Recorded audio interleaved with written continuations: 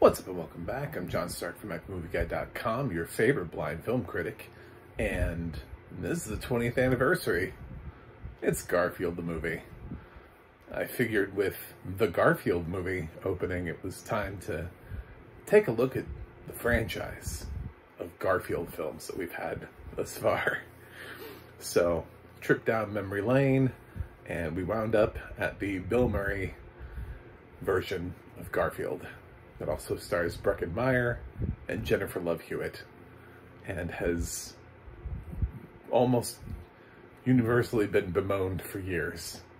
But I watched it again for you guys, and it didn't even have audio description on Disney+. Disney Plus is like, we can't be bothered.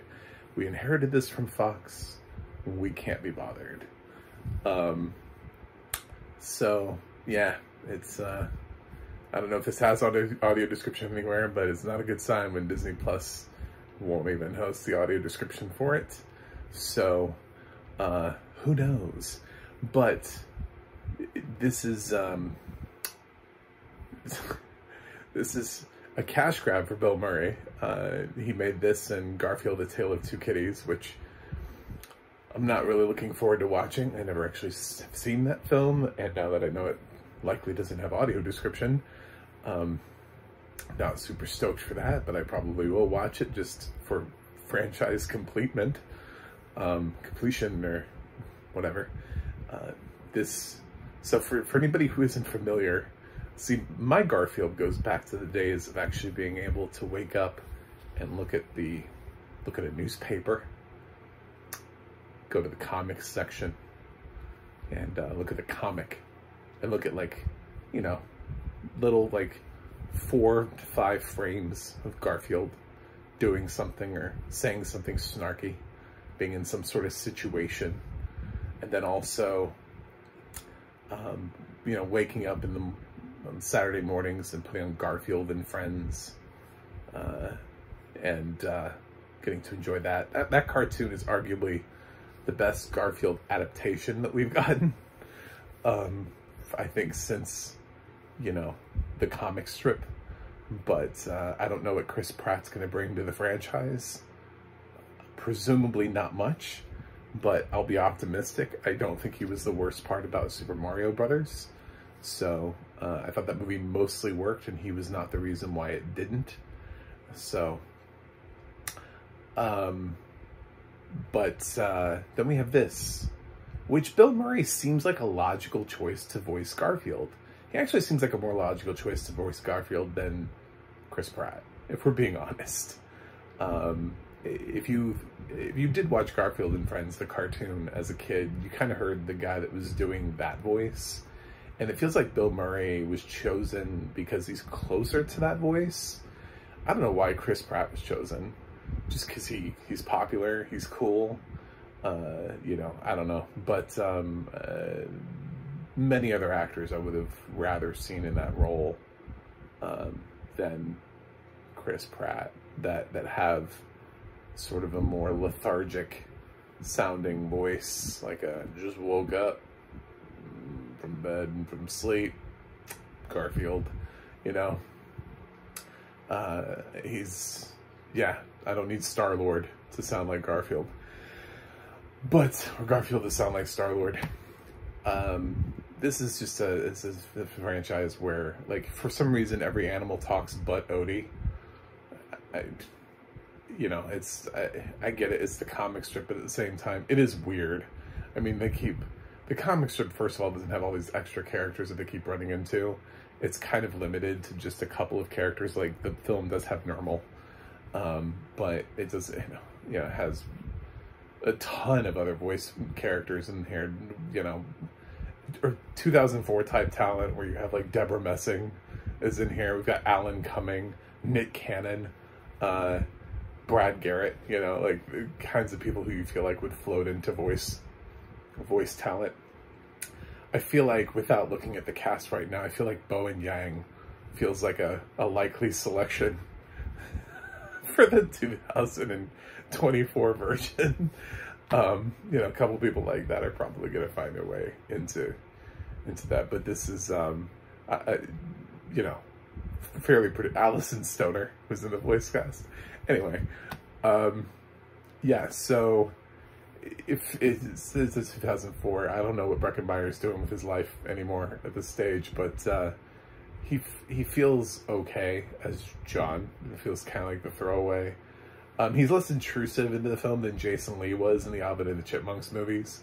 He just kind of like feels like he's like, they needed a human because there's a human in the comics. He kind of has a storyline where he's met this girl played by Jennifer Love Hewitt, but Jennifer Love Hewitt feels like she takes up even less screen time and importance in this film. So they're both kind of just in this film. It really does follow Garfield, so it does a good job of doing that at least.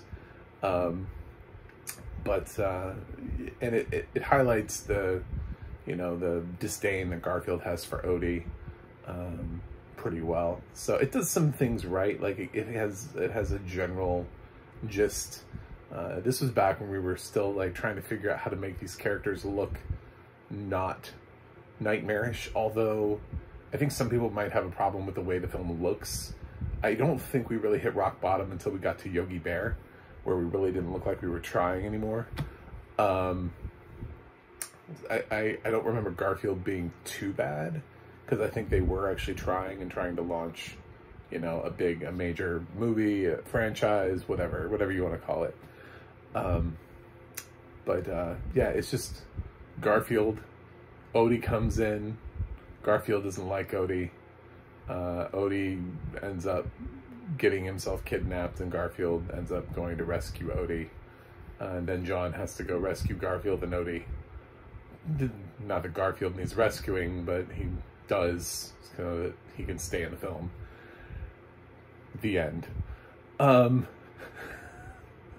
the plot of the film. So, yeah. Without audio description, you are missing out on enough that I can't really give this a recommendation if you're blind or visually impaired, which is what a lot of my audience is, because I did say I'm a blind film critic. Having seen this before, most of it is literally just Garfield and sort of knowing what Garfield looks like and watching the animation. It's kind of what I remember. Watching him maneuver along. He looks animated. This isn't like Planet of the Apes, where they made like a realistic looking cat, no, he looks like a cartoon-ish cat. Not quite as cartoonish, but like the weird sort of like 3D CG cartoonish that we had with like Alvin and the Chipmunks and some of those other things that we started launching around the same time. The Smurfs, stuff like that, they all had the sort of same feel to them, where it wasn't the same 2D animation. Now they're 3D, so they have to look slightly different, but still definitely not real. And it's just kind of like, I think most people showed up for Bill Murray's performance anyway, so if you wanted to sit through this because you were curious of like what Bill Murray's thing is, I feel like you could probably pop it on for a few minutes and just kind of listen to Bill Murray do Garfield and then just be done. I don't know that you need to watch the whole movie.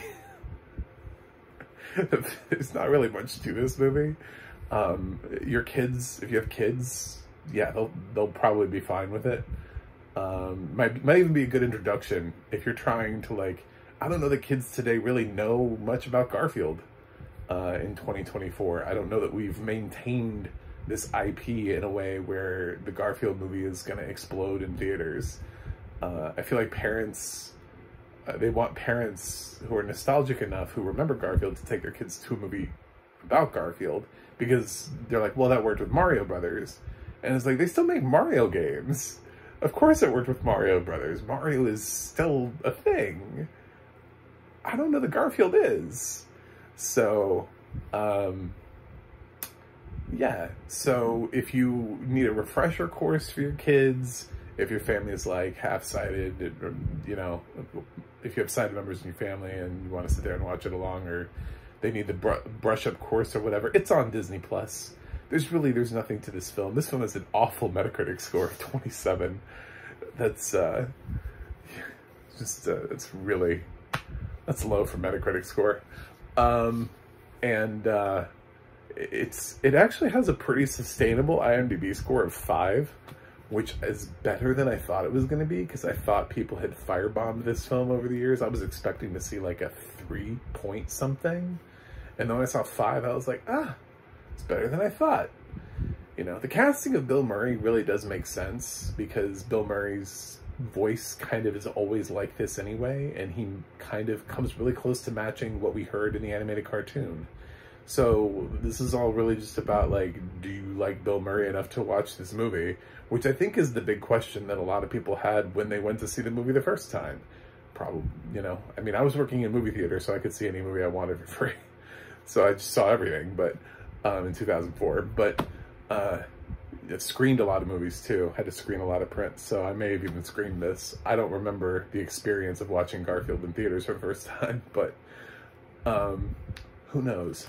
But I saw it, and now I've listened to it again, at least partially. Do I remember? Did it jog my memory? No. This movie, I kind of remember what he looks like. I kind of have that.